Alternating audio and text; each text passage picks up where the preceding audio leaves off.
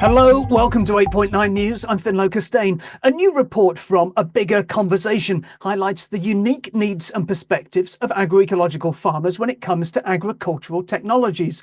Pat Thomas is the director of A Bigger Conversation, and I asked her what sort of new technologies the research was focused on. We focused on a really broad range of technologies, digital tech used for communications, but also for analysis, robotics, external inputs like chemically synthesized inputs, but also, things like green manures. We looked at things like gene editing and genetic technologies and synthetic biology and hydroponics. And that sounds like a lot.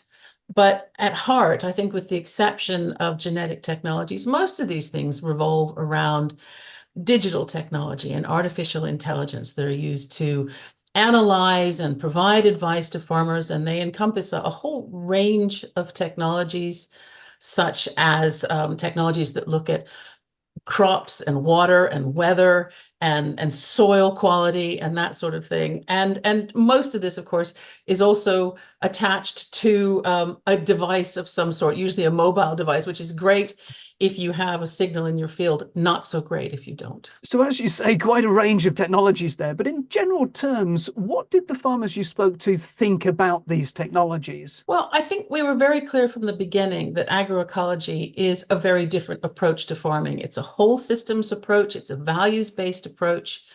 And so we tried to encourage them to respond from that perspective. And we used a really broad umbrella to define agroecology in the UK. So it was agroecological social justice people, but also biodynamic and organic and permaculture and nature friendly and pasture fed and regenerative farmers that took part in the workshops that we did. And what all of these approaches have in common is a certain sort of overlapping of techniques and approaches, but also these values around sustainability, the health of the soil, the health of the community. And this informs what they think about technology. So they were much more interested in technologies that, for instance, either connected them to the land, to the soil, to their customers, or to each other, rather than technologies that were aimed at severing that kind of connection. There was a certain amount of skepticism about whether the current crop of agritech options, which are for the most part designed for larger farms, were really appropriate for the smaller and more diverse farms of agroecology. But having said that, digital technologies were really popular if they could be used positively on the farm. It sounds like a lot of the technologies you're talking about facilitate learning and knowledge sharing, data capture, rather than necessarily machine tech for physical interventions on the farms themselves. It's a really important point because a lot of the farmers we spoke to felt that they had earned their knowledge on the farm.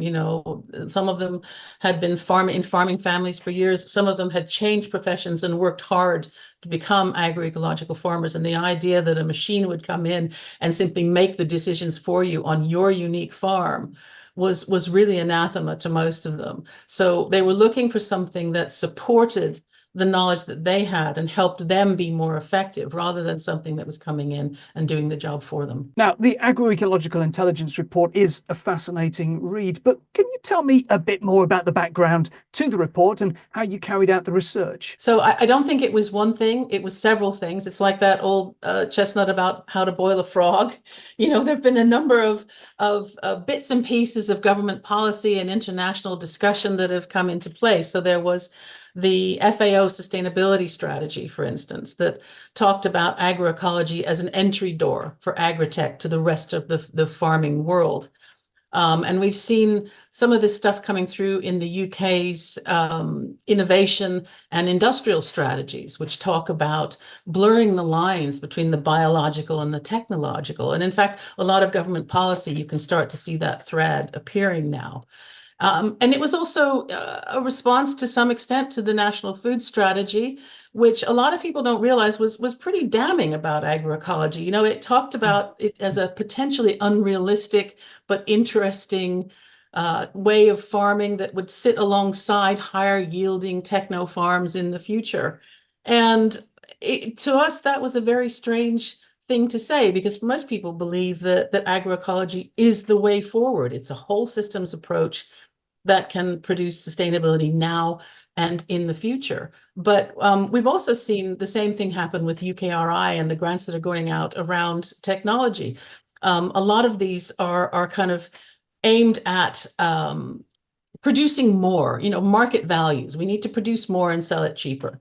Now that's changing now with UKRI. We've seen some changes in the way that they assess technology, but it's still very much about producing more. And I think that's really problematic. Now, you mentioned the National Food Strategy there, but I wonder how you would characterise the government's current approach to agricultural technologies, and what does your research suggest that they should be doing differently? Well, a lot of the farmers we spoke to felt that the government's approach to agriculture at the moment was very much lacking vision, or that the inclusion of just focusing on technology is a replacement for having a total vision for farming.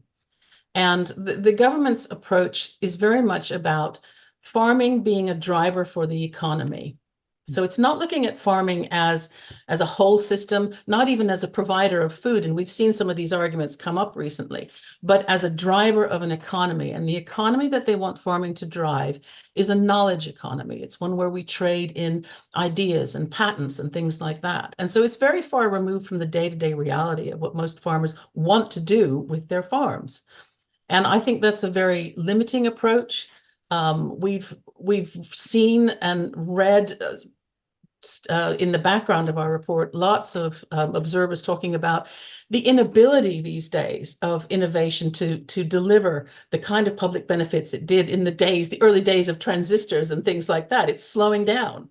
So we need to have another approach. We need to have a different metric to judge whether agritech is appropriate or not on the farm and what appropriate actually means. And so we'd like to see the government, first of all, acknowledge agroecology. I mean, at the moment, this is a really unique report because there's hardly any data on UK agroecological farmers at all. We don't know how many they are. We don't know where they are. We don't know what they're producing. The government simply does not track them. So we'd like to see that agroecology is recognized as not just another tool in the toolbox, but an entirely different toolbox that needs to be, looked at and nurtured and scaled out.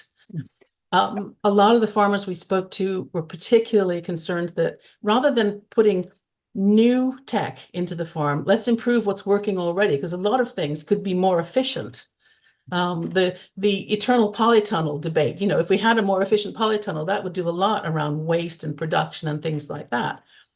There was a plea to involve farmers more and earlier in the development of agritech and to pay attention particularly to the needs of agroecological farmers, which are whole system needs. A lot of time technology is sold as a system, but it's not. It's simply a single intervention that doesn't work as a system, whereas farmers are used to working with seasons and cycles and systems and what have you. And every time you introduce something over here changes. So that's really important. As you indicated, government funding often seems to place an emphasis on research and new technology with market potential, so genetics and robots, artificial intelligence. But as you said, your report suggests that more public funds should be used to deliver public benefit. And I wonder what you mean by public benefit and what that changes in terms of delivery. Well, I think the mention of public goods versus public benefits in the report was really to sort of pull up this idea that we've all, to some extent, taken on this idea of public money for public goods. But public goods is a very specific thing. And a public good is something that you shouldn't be excluded from if you don't have the money. And that's not happening in food or farming at the moment. There's a lot of exclusion happening because people don't have the funds to do what they need to do. So we were thinking that public benefit is something that has been extensively researched, something that we all actually need, rather than a product looking for a market, but a problem that needs solving. That's the basis of a public benefit. Is there a problem in farming that needs solving that the technology can deliver? So we'd like to see government stop focusing on, oh, we have this technology, I wonder if we can apply it to farming, and instead look at farming and say, what does farming need? And you're hearing that. You'll hear echoes of that in all kinds of conversations around farming at the moment. So that's around sort of social and environmental growth rather than economic growth. But not just that, but also farmer well-being. You know, a strong thread that came through in our research is that farmers want to enjoy their work. Farming is hard on the body, it's hard on the mind, and sometimes robotics and technology can help that. But they want to experience a sense of joy and a sense of purpose and a sense that they are contributing positively to the world through their knowledge and skill and experience. One of the themes that stands out from the report is the question of whether new technology is values neutral. What does that mean? There is a belief, particularly these days, where we nearly fetishize this idea of innovation, that innovation and technology simply appear out of the ether, but they're not. They are the product of human thinking and human ideas and human biases. And the technology that we use now, not just on the farm, but everywhere, comes preloaded with all of these biases. And yet these same biases, market values and things like that, are what have driven us to the edge of a real crisis in terms of environment and climate. So we need to look at the values behind the technology. Were they intended to serve something more than just the marketplace?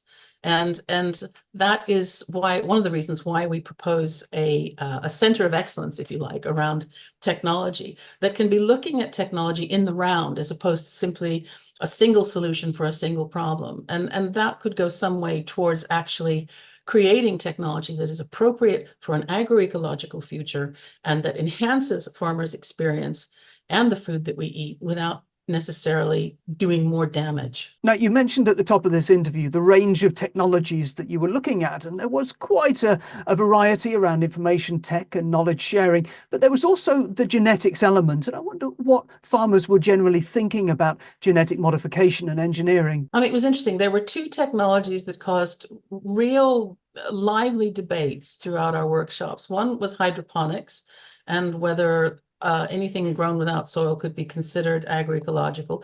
And the other was genetic technologies, which was almost universally regarded as not appropriate in agroecological systems. And that was for a variety of reasons. Remember, we had a number of different strands of agroecology there. So within, for instance, organic and biodynamic, there is the integrity of the cell, if you like, that is really important to those philosophies, where intervention beneath that becomes inappropriate. So a lot of our our organic and biodynamic farmers felt that it simply wasn't appropriate.